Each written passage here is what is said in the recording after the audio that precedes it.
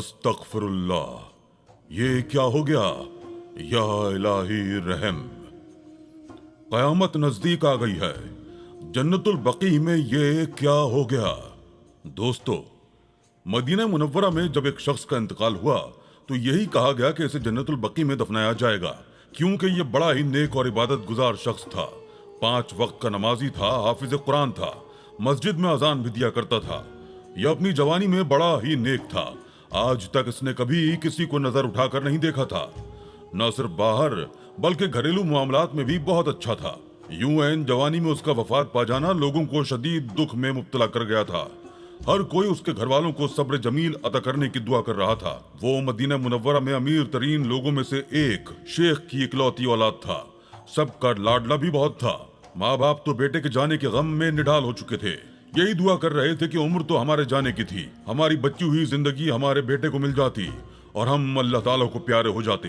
कम अज कम मेरा बेटा इस दुनिया की रंगीनियां तो मजीद देख जाता। अभी उसके जाने का मौसम तो हरगिज ना आया था, मगर शायद यही उस लड़के की किस्मत में लिखा था जो वो बिन ब्याहे ही इस दुनिया से चला गया। जब दफनाने की बात आई तो उसे जन्नतुल बकी में दफनाया जाने लगा। फैसला किया गया।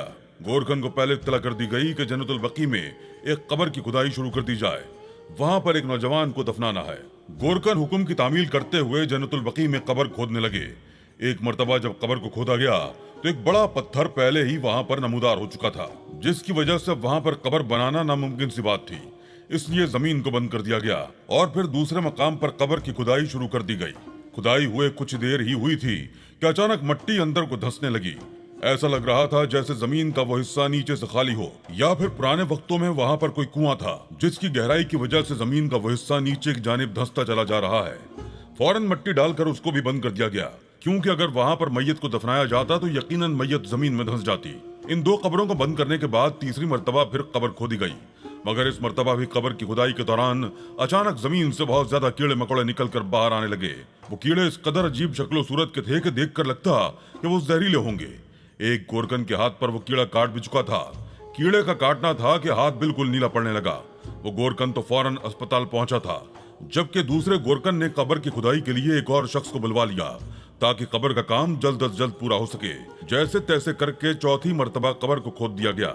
वहीं जब उस नौजवान शख्स की मैयत को उठाया जाने लगा तो मैयत हद से ज्यादा ही भारी थी। ताबूत तो जैसे उठाया ही नहीं जा रहा था। कई लोगों के तो पसीने छूट चुके थे। हर एक की जबान पर कलमा शहादत था। सब ने बड़ी हिम्मत जमा करके एक साथ मैयत को उठाया। फिर भी उनके चेहरों से वाज़ेह था कि मैयत कुछ ज्यादा ही भारी हो चुकी है। सबको कहा गया कि वो कलमा शहादत बुलंद से बुलंद आवाज में पढ़ें। ये बात उनके लिए हैरान कुन थी।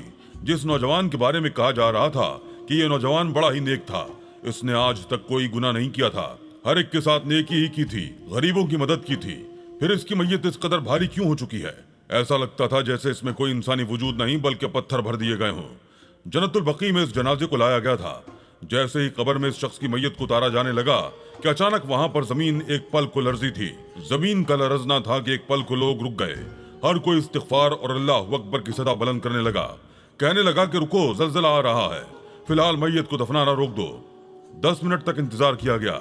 जब लगा कि अब जमीन वापस अपनी हालत में आ चुकी है तो दोबारा उस जनाजे को जैसे ही जमीन में उतारा गया और उस शख्स के लवाहिकीन कब्र से बाहर निकलकर खड़े हुए कि अचानक कब्र की मिट्टी एक जानिब से सिरकने लगी।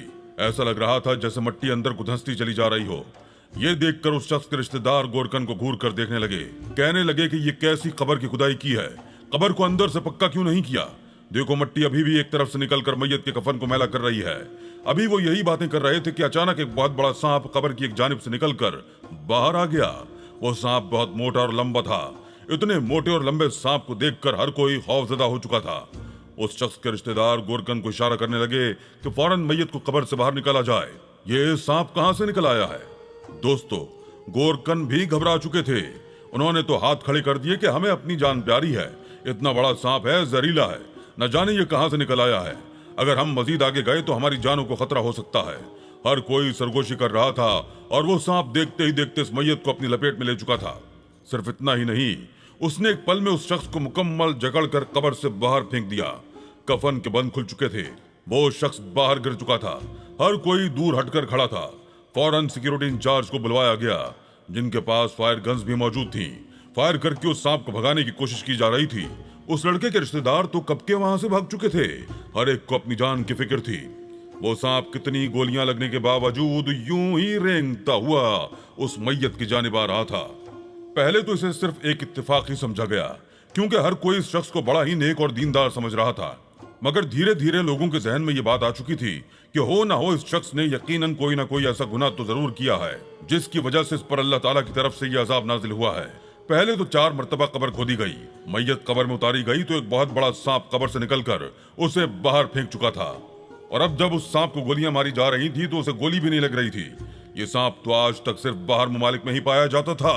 ये समझ में नहीं आ रहा था कि इतना खौफनाक सांप जन्नतुल बकी में आया कैसे था। लोगों के तो होशो हवास गुम हो चुके थे।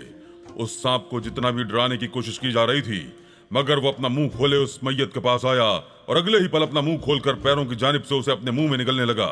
ये मंजर इतना हौलनाक था कि कमजोर से कमजोर दिल इंसान वहां पर बेहोश होने लगे थे। कितने ही लोग तो अपने होश खो बैठे थे, भागकर चिल्लाते हुए वहां से दौड़ लगा चुके थे।